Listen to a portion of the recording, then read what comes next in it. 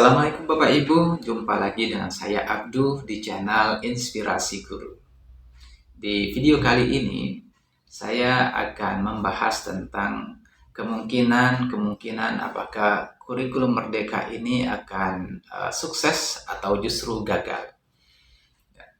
Bapak Ibu, secara konsep kurikulum Merdeka kita tidak ragukan sangat bagus karena hasil dari proses perbaikan dari kurikulum sebelumnya. Tetapi apakah konsep yang bagus ini akan sama ketika diimplementasikan bagusnya? Nah, ini mungkin menjadi pertanyaan besar kita. Ya, dan kita mungkin bisa memprediksi apakah kurikulum Merdeka ini akan sukses atau gagal. Ya, coba kita lihat dari dua aspek saja di kurikulum Merdeka. Yang pertama, aspek pembelajaran berdiferensiasi. Ini sepertinya ruh di dalam kurikulum Merdeka itu pembelajaran berdiferensiasi. Dan luar biasa, sangat bagus. Konsepnya adalah gimana guru bisa mengakomodir semua siswa yang berada di kelas. Kalau di dalam kelas itu ada 3 golongan, misalnya dilihat dari gaya belajar, audio, visual, dan kinestetik, berarti guru harus mengajar mereka dengan 3 macam, paling tidak seperti itu. Atau dilihat dari kecepatan siswa dalam belajar, misalnya ada yang cepat, ada yang sedang, ada yang lambat. Nah, bagaimana guru mengakomodir semua siswa dengan 3 model tersebut. Nah, selama ini memang mungkin disamaratakan oleh guru ketika mengajar di kelas.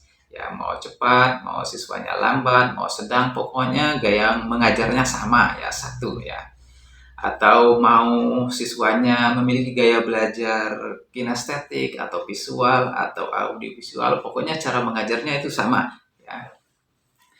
Nah, dengan konsep pembelajaran berdiferensiasi ini, guru ya diharuskan mengakomodir semua perbedaan-perbedaan itu ya, melayani semua kebutuhan siswa di dalam kelas itu. Nah, ini sebuah konsep, sebuah tawaran yang sangat baik. Ya.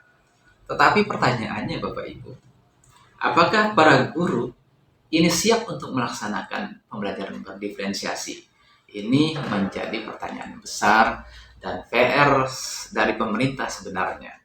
Karena di beberapa daerah, khususnya di daerah 3T, di daerah pedesaan, dan saya meyakin itu karena kita sering turun ke lapangan, bahwa guru sangat kurang pengetahuannya dari aspek pedagogis. Ya. Pembelajaran berdiferensiasi ini menuntut guru banyak menguasai berbagai macam metode, ya, sehingga dia harus membuat variasi beberapa metode ketika melaksanakan pembelajaran itu. Metode menghadapi anak yang lambat, metodenya seperti apa? Menghadapi anak yang sedang, metodenya seperti apa? Menghadapi anak yang cepat, misalnya, metodenya seperti apa? Nah, ini menjadi kendala karena guru, khususnya teman-teman di desa, ya, di daerah terpencil, sangat minim pengetahuannya karena memang sangat sedikit volume atau mungkin sama sekali belum pernah mengikuti pelatihan-pelatihan. Nah, sehingga ya kurikulum Merdeka dengan misalnya di proses pembelajarannya menggunakan pembelajaran berdiferensiasi, saya yakin ini tidak akan bisa dilakukan. Dan kalaupun dilakukan ya oleh para guru, yaitu bajunya saja.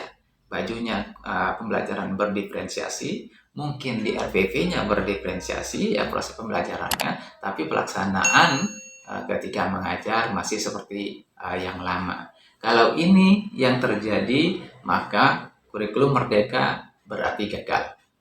Ya, gagal dalam artian bahwa tuntutan pembelajaran berdiferensi tidak bisa dilaksanakan.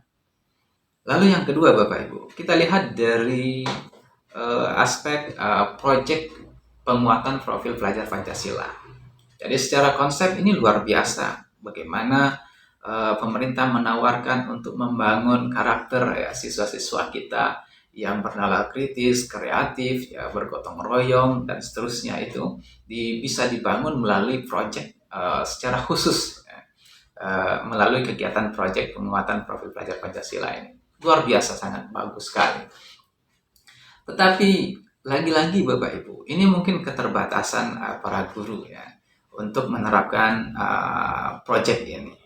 Di beberapa tempat penerapan proyek Pancasila ini ya seperti mengajar biasa. Ya, mengajar misalnya katakanlah temanya tentang kearifan lokal, lalu topiknya misalnya tentang kuliner. Nah, lalu guru menjelaskan kuliner itu apa, misalnya makannya apa, lalu kemudian pertemuan berikutnya siswa diajak mempraktekkan, ya, membuat makanan.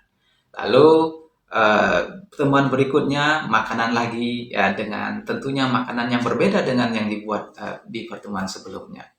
Nah, kalau hanya ini yang dilakukan di sekolah ya oleh guru ketika melaksanakan proyek atau P5 ini, ya, ya tentu tidak sesuai dengan yang diharapkan oleh kurikulum Merdeka itu sendiri. Karena ada tahapan-tahapan sesungguhnya di dalam proyek itu. Ya, mulai dari pengenalan. Pengenalan itu sebaiknya siswa yang mencari sendiri. Kemudian kontekstualisasi, lalu kemudian ada aksinya, kemudian refleksi. Nah, tahapan-tahapan ini harusnya dilalui. Ya, harus dilalui proses-prosesnya. Dan satu proyek itu bisa memakan waktu beberapa pertemuan. Ya, jadi bukan berarti setiap hari, setiap pertemuan itu akan menghasilkan beberapa produk. Enggak. Ya. Akan tapi proses-proses yang dilalui itu ya mulai dari pengenalan, mungkin beberapa pertemuan, lalu kemudian kontekstualisasinya, ya siswa diajak untuk melihat secara langsung misalnya itu mungkin bisa 2 kali pertemuan, lalu kemudian aksi ini ya pasti panjang, ya panjang beberapa kali pertemuan, lalu nanti akhirnya mereka diajak untuk merefleksi.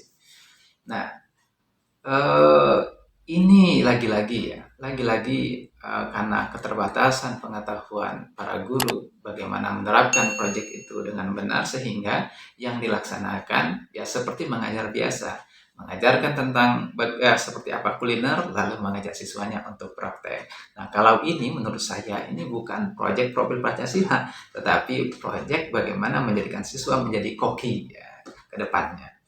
Nah, oleh karena itu kalau dilihat dari aspek ini, maka kurikulum Merdeka pasti gagal. Ya, karena tidak sesuai dengan tuntutan dari kurikulum Merdeka itu sendiri. Oleh karena itu, saran untuk pemerintah ya agar memperbanyak pelatihan-pelatihan, penguatan-penguatan, peningkatan kompetensi para guru. Ya, khususnya di aspek pedagogis, ya. Guru diperkaya dengan metode-metode, dengan model-model, dengan strategi, dengan berbagai macam pengetahuan yang sifatnya pedagogis agar guru bisa melaksanakan pembelajaran ini dengan baik. Ya, hanya dengan meningkatkan kompetensi guru, maka kurikulum Merdeka ini akan berhasil. Kalau tidak, maka lagunya aku seperti yang dulu. Ya, tidak berhasil, hanya casingnya yang berubah, tapi isinya tidak ada perubahan sama sekali.